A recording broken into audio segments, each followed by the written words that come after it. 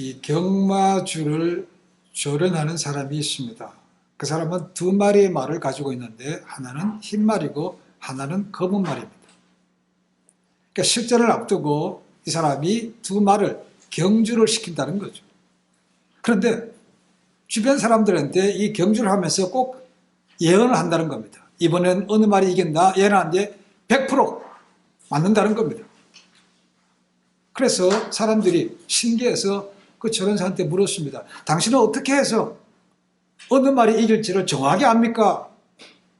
물었더니 그 조련사가 씩 웃으면서 아주 심플하게 대답하더라는 겁니다. 나는 경주를 시키기 전에 3, 4일 전부터 내가 이기고자 하는 말에게 먹을 음식을 더 많이 준다는 겁니다. 간단하죠, 그죠? 더 많이 먹는 말이 결국은 이긴다는 것이죠. 이 심플한 원리가 우리 인생에서도 적용될 수 있다고 봅니다. 그럼 우리 마음속에도 두 가지 말이 있지 않습니까? 하나는 흰 말이고 하나는 검은 말입니다. 그래서 어느 것에 마음을 들이고 공급함을 주는가에 따라서 흑과 백이 달라진다는 겁니다. 당연히 백이라는 것은 선한 것이죠. 그리고 흑은 어두운 죄를 얘기하고 있습니다. 죄에게 많은 것을 공급해 주면 당연히 죄가 우리 삶을 지배할 수밖에 없는 것이죠. 그러니까 어떤 사람이 큰 죄를 범하게 했다는 것은 어느 순간에 확 일어나는 사건이 아니라는 것입니다. 그 악에게 계속해서 뭔가를 공급했다는 것이죠. 그 악이 계속해서 자랄 수 있도록 만들었다는 것이죠. 그래서 때가 이르러서 뻥 터지는 것이지 우연히 어느 순간에 갑자기 이루어진 것은 아니라는 것입니다. 그 내가 뭘 공급하고 있는가라는 것입니다. 내가 선한 일에 힘쓰는 것인가? 아니면 유혹에 자꾸 힘을 실어주는 것인가? 세상 일에 힘을 실어주는 것인가라는 것입니다. 그럼 성경은 분명하게 말합니다. 죄는 절대로 그냥 있지 않습니다. 죄는 어떻게 된다고요? 죄는 잘한다고 되어 있습니다. 그래서 결국은 우리 인생을 파멸의 길로 인도하는 것이죠. 그래서 죄의 삭은 사망이라고 분명하게 선언하고 있습니다. 그럼 우리가 뭐에다가 우리 삶에다가 영분을 공급해야 되겠습니까? 당연히 선한 일에 공급해야 되는 것이죠. 그런 선한 일을 공급하기 위해서는 뭘 해야 됩니까? 영의 양식을 먹어야 되는 것이죠. 영의 양식이 뭡니까? 말씀을 먹어야 되는 것이죠. 그리고 기도해야 되는 것입니다. 이 두 개가 없이는 우리 선한 백에 관한 것이 이길 수가 힘을 얻을 수가 없는 거죠. 그걸 안 하니까 결국은 흑쪽으로 자꾸 마음이 가는 것이죠. 그래서 이길 수가 없는 겁니다. 우리는 이기기를 원합니다. 그렇죠? 이기기 원하는 것은 저희뿐만이 아닙니다. 거의 대부분의 사람들이 승리하기를 원합니다. 그것이 운동이든 그것이 삶의 경쟁시대에서 이기는 것이든 다 이기기를 원합니다. 그렇죠? 그래서 열심히 노력합니다. 우리가 특히 운동선수들 보면 이 기록 하나 깨기 위해서 얼마나 노력하는지 모릅니다. 기록. 우리가 흔히들 올림픽의 꽃이라고 말하는 것이 마라톤입니다. 맨 마지막에 경주가 이루어집니다. 그렇죠? 그렇지만 사람들도 관심이 또 있는 것이 뭐냐면 100m 남자 경기입니다. 누가 가장 빠른가? 누가 총알 같이 뛰는가? 거기에 관심이 참 많습니다. 여러분 이 기록을 0.01초 앞당기기 위해서 얼마나 많은 것 노력하는지 모릅니다. 신발도 과학적으로 만들죠. 옷도 딱 붙는 것으로 하죠. 심지어는 머리털까지도 민다고 하지 않습니까? 그렇죠? 여러분 100m 기록 생각해 보십시오. 1930년도의 100m 기록이 10초 4 정도 된다. 10초 4. 오랫동안 몇십 년 동안 10초 100을 못 깼습니다. 그러다가 10초 100이 깨지고 9초대로 들어온 때가 언젠가 1968년도라고 얘기합니다. 이 짐 하인세가 세웠던 9초 99라고 얘기합니다. 9초. 그때부터 다시 9초 99대가 깨지기 시작합니다. 그래서 1988년도에 서울 올림픽이 있었죠. 그때 칼 루이스가 세운 것이 9.92였다고 해요. 그리고 96년도 아틀란타 올림픽에서 캐나다의 돈 베일리가 세웠던 9.84였습니다. 그리고 그 기록이 조금씩 더 단축되기 시작했고 그 뒤로 기록을 깬 사람들은 대부분 다 자메이카 출신들입니다. 그 가운데서 가장 대표적인 사람이 우리가 잘 아는 대로 이렇게 하는 누굽니까? 우사인 볼트입니다. 우사인 볼트. 그가 가진 기록이 얼마인 줄 아십니까? 9초 54입니다. 엄청나게 빠른 겁니다.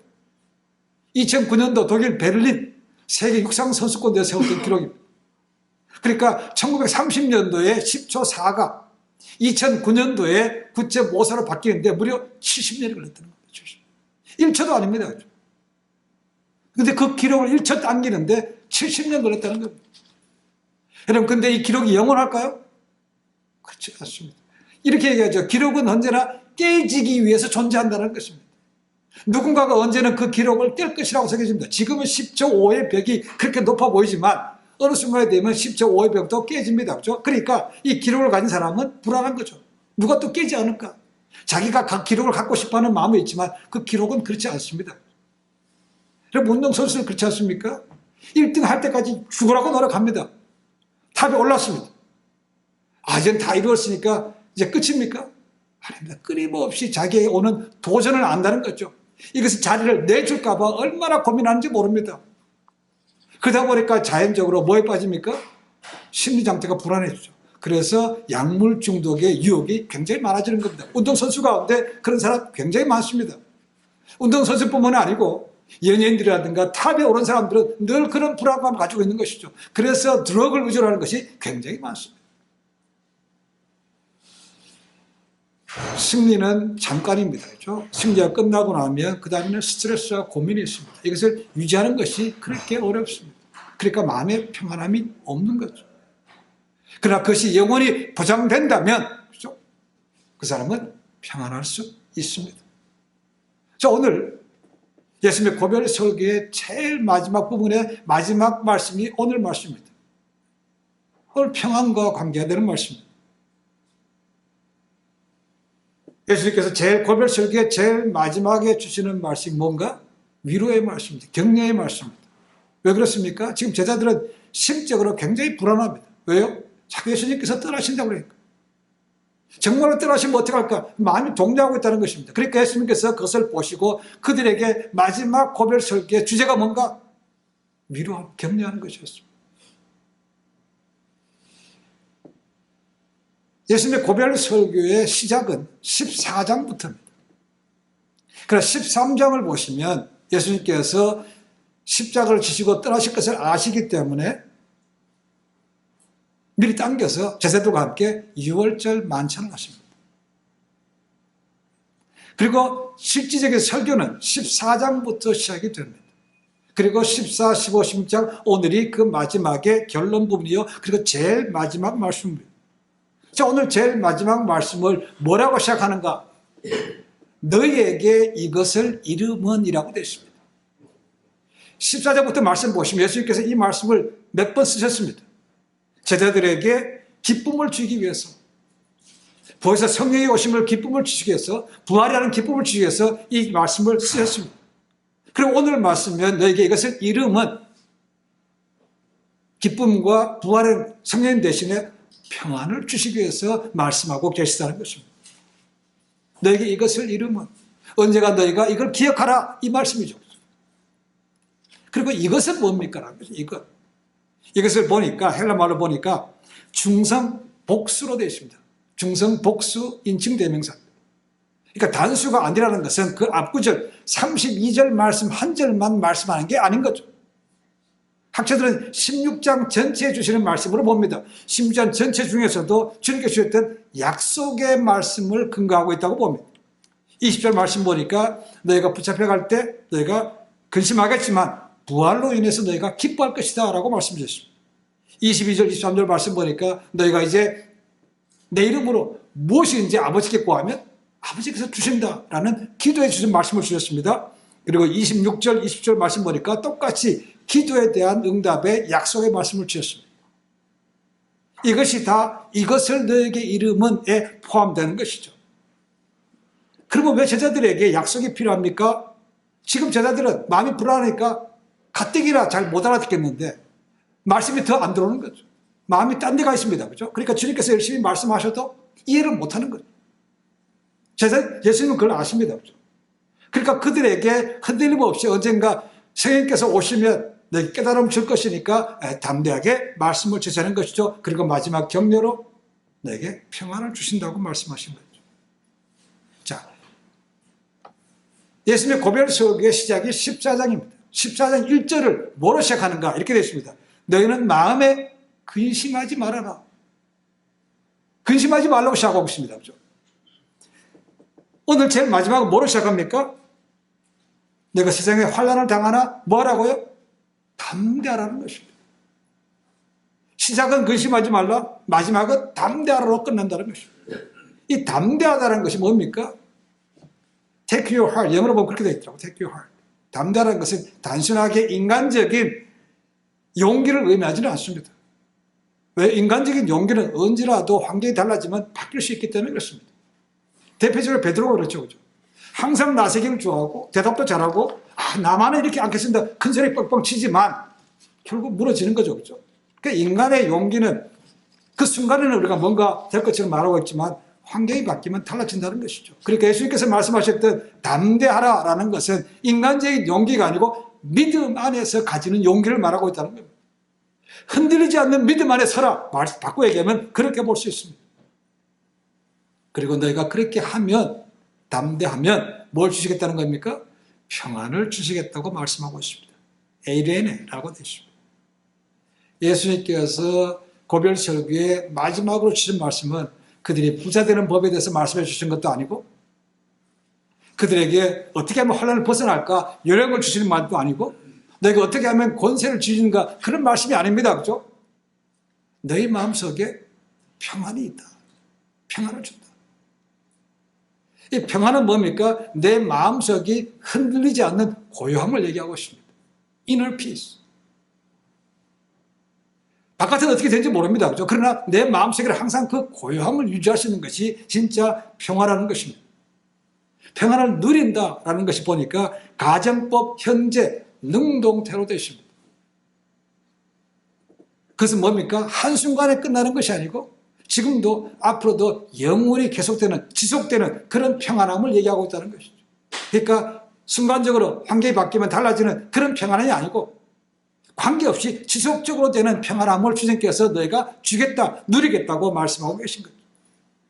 자, 근데 또 여기서 보면 평안은 평안인데 뭐라고 했습니까? 내 안에, 예수님 안에 있는 평안이라고 되어 있습니다. 자, 예수님 바깥에 있는 평안이 있고 안에 있는 평안이 있습니까? 그렇습니다. 예수님 바깥에 있는 평안은 뭡니까? 내가 뭔가를 이루었을 때, 내가 뭔가를 주었을 때, 높아졌을 때 이런 것에서 잠시 마음에 이제 다 이뤘네 라고 마음에 평안을 느낄 수 있는 거죠. 그렇죠? 그것이 그렇게 오래 갑니까? 지속됩니까? 그렇지 않죠. 그 다음 지나고 나면 또 불안합니다. 이거 남한테 뺏기지는 않을까? 누가 다 나를 앞서가지 않을까? 불안한 것이죠. 그래서 이것은 주님께서 말씀하실 때 내 안에 있는 평안이 아닌 것이죠. 주 안에 있는 평안은 뭡니까? 바깥의 모든 것이 사라지고 어려움 주신 것이지만 약속 때문에 약속이 이루어질 거라고 해서 바깥의 거는 좋지 않습니다. 그런데 내 마음속에 될 거야 라고 믿어서 오는 그 평안함이라는 것이죠. 이것이 주 안에 있는 평안함이라고 말하고 있습니다. 그럼 예수님을 믿지만 주님께서 분명히 말씀하십니다. 너희 가운데 환난이 있다는 거죠.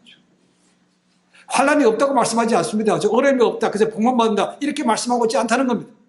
그러니까 오늘 말한 기복신앙은 절대로 성경적이지 않습니다. 주님께서 말씀하셨잖아요. 내가 세상에서는 환난을 당한다, 당할 걸, 아마도 그럴 걸, 이게 아닙니다. 그렇죠? 당한다는 것입니다. period. 그런데 뭐라고요? 너희가 내 안에 있으면, 내 약속을 믿으면 흔들림 없이 늘 고요한 상태를 유지할 수 있다라는 약속이 말씀입니다. 고별설교의 마지막이 이겁니다. 너희가 내 믿음 안에 거하라, 내 약속을 믿어라. 그러면 세상은 달라지지만, 환난 당하지만 너에게 변하지 않는 평안함을 준다. 이것이 약속이라는 거죠. 주님 말씀대로 살다 보면 경쟁 시대에서 참 고리타분하다, 그렇죠? 오해도 받고 조롱받을 수 있습니다. 진급에서 늦어질 수 있습니다. 바른 길 가기 때문에 오히려 어려움 당할 수 있습니다. 그렇죠? 그럼 그런 게 관계없이 주님께서 반드시 마지막 때 건져주신다라는 것을 믿으면 그것을 이겨낼 수 있다는 것이죠. 그래, 너는 그래라, 나는 편하게 간다. 너는 지져라, 나는 간다. 이렇게 할 수 있다는 겁니다. 이것이 세상에 줄 수 없는 평안인 것이죠. 누구도 건드릴 수 없는 평안함이 있기 때문에 담대하라고 하신 거죠. 헛된 세상적인 헛된 용기가 아니고 믿음 안에서 용기를 갖는 것이 필요한 것이죠. 하면서도 야 이게 될까? 고민하면 이게 담대함이 안 되는 거죠. 그죠? 평안이 없습니다. 불안불안한 거죠. 믿음 위에 서는 것이 그렇게 어려운 것입니다. 그러면 왜 주님께서 내 안에 있으면 내가 세상에 줄 수 없는 평안함을 누린다고 말씀하신 근거가 뭡니까? 물론 말씀이 이루어지는 겁니다. 그렇죠? 그래 오늘 말씀 보시면 뭐라 됐습니까? 끝에 보니까 너희가 환난을 당하나 담대하라. 내가 세상을 이기었노라. 내가 세상을 이겼기 때문에 너희가 믿음 지키면 약속 지키면 세상에 줄 수 없는 그런 평안함을 누릴 수 있다고 말하고 있다는 것이죠. 내가 이겼다라는 단어 보니까 완료형입니다. 이 완료형이 헬라 말의 완료형은 현재가 아니고 과거부터 시작됐습니다. 그리고 그것이 지속된다는 ing가 부정형입니다. 완료형입니다. 예수님께서 이미 과거에 어떤 시점에서부터 이기기 시작했습니다. 지금도 이기고 있습니다. 그리고 앞으로도 이긴다는 것입니다. 그 누구도 빼앗을 수 없는 변하지 않는 승리했기 때문에 너희도 나를 믿으면 그와 똑같은 승리를 누린다. 그러니까 흔들림 없이 평안함 누릴 수 있다. 그 말씀입니다. 제자들은 물론 사람들이 보기에 예수님께서 뭘 이겼어. 의심이 생길 수 있습니다. 그렇죠? 왜냐하면 항상 권력자들한테 도망다니는 입장이었어요. 그리고 우리 제자들 마지막에 군인들에게 잡혀서 십자가까지 갑니다. 죽습니다. 그렇죠? 그게 무슨 이겼어라고 할 수 있지만 주님은 뭡니까? 이미 이겼다는 것이죠. 뭘 이겼습니까? 권세를 이겼습니까? 권력을 이겼습니까? 그건 아니죠. 뭘 이긴다는 겁니까? 죄와 사망의 권세를 이기신다는 거죠. 이 승리를 이미 하신 거죠. 그래서 16장 11절의 말씀 보니까 이렇게 말합니다. 세상 임금은 이미 심판을 받았다. 내가 심판했다.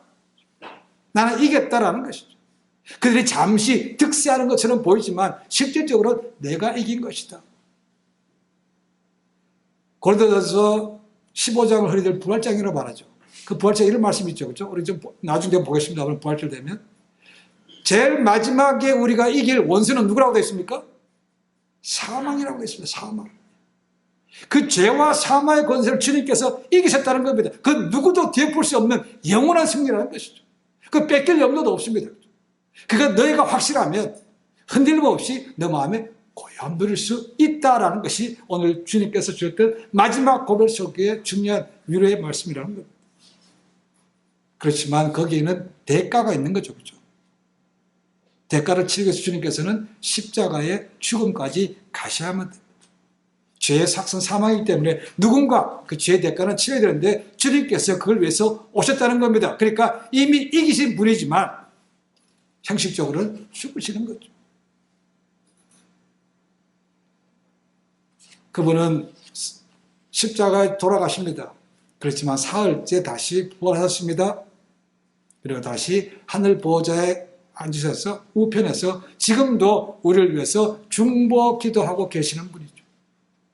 그분을 향한 믿음이 흔들리지 않으면 우리 마음속에 평안함을 가질 수 있다는 것. 그 누가 뺏어가면 어떡하나?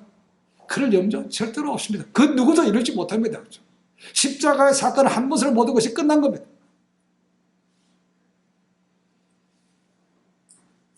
제자들은 물론 예수를 믿는 모든 사람들도 이 땅에 사는 동안 환난을 분명히 당합니다. 그것은 잠시입니다. 그렇죠?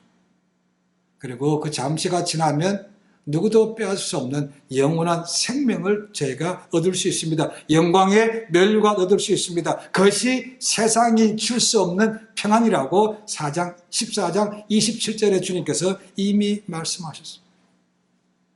내 안에 있으면 그 믿음이 확실하면 그 세상 그 누구도 빼앗아 갈 수가 없다라고 말씀하고 있습니다.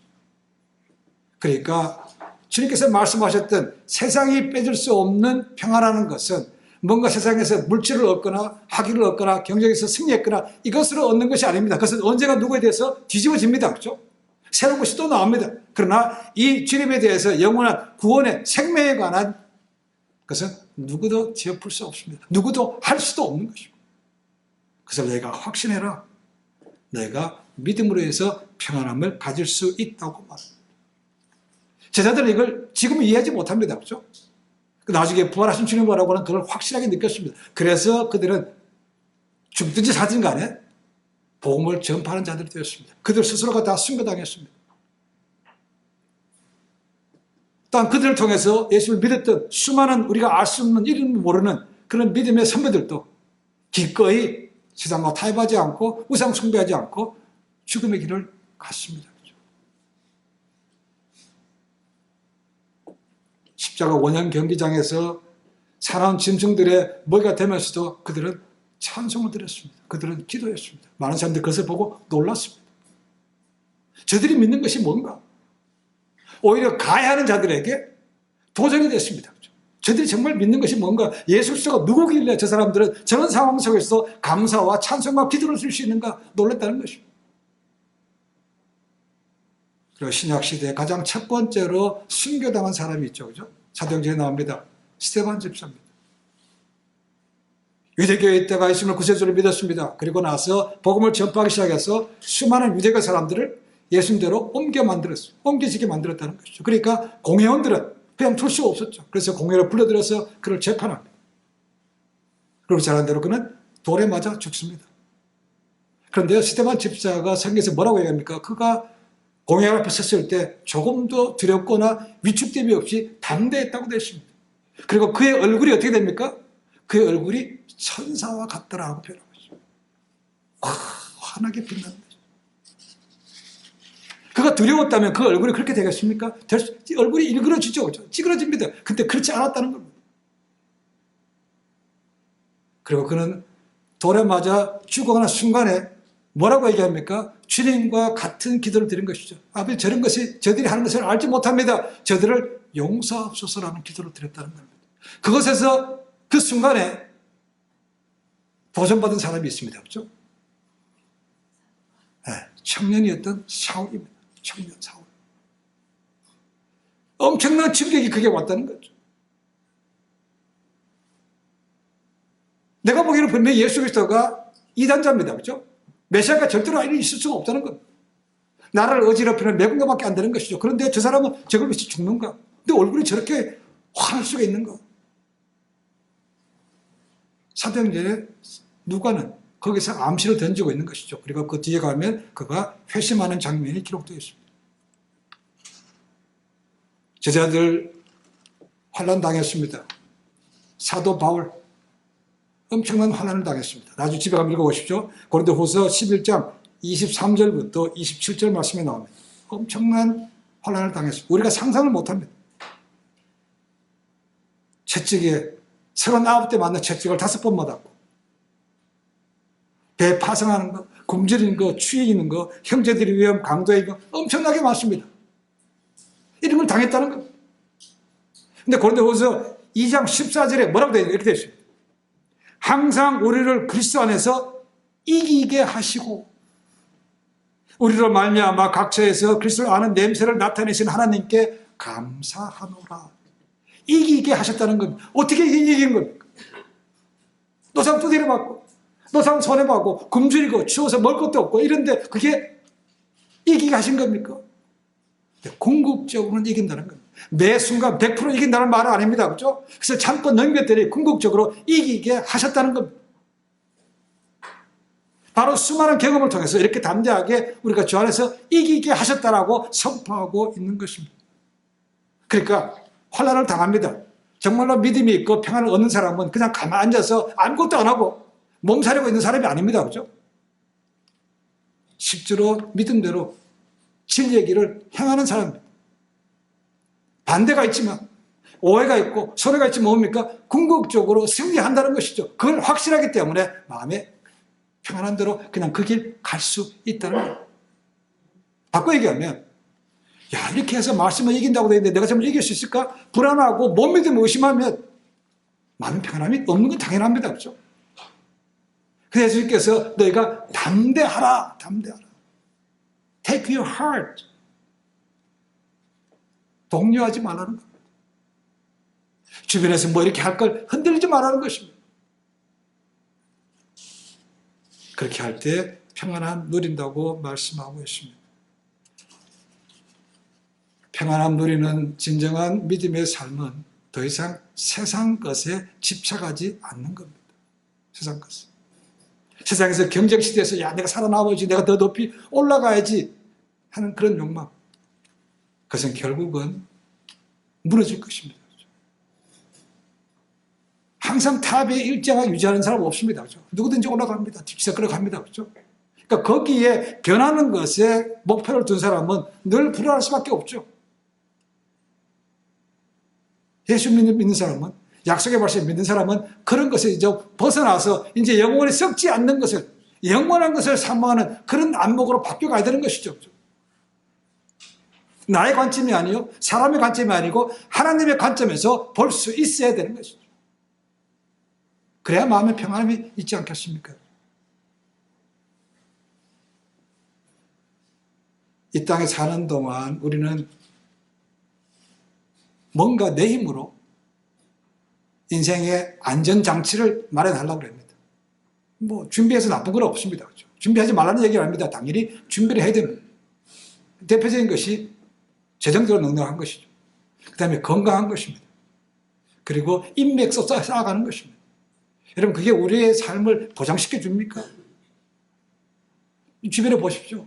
얼마나 믿었던 것이 뒤팔리고 배신당하고 발등 지키는 사람들이 많습니까? 그렇죠? 어느 순간 날아갈지 모릅니다. 필요는 합니다. 그렇죠? 그러나 우리 마음대로 그것이 영원하게 되는 것은 결코 아니라는 것이죠. 그러니까 그걸 쌓아놓으면서도 야, 이렇게 쌓아놓지만 혹시나 불안합니다. 그것은 여기서 말하는 주 안에 있는 평안이 아닌 거죠. 주 안에. 너희가 내 안에서 영원히 빼앗을 수 있는 평안을 준다라고 말씀하십니다. 주는 지금도 우리에게 약속하십니다. 그렇죠? 내게 나를 믿으면 세상 부귀영화 준다? 그거 보장하지 않습니다. 건강도 보장하지 않습니다. 오히려 뭐라고요? 환난이 있을 것이다.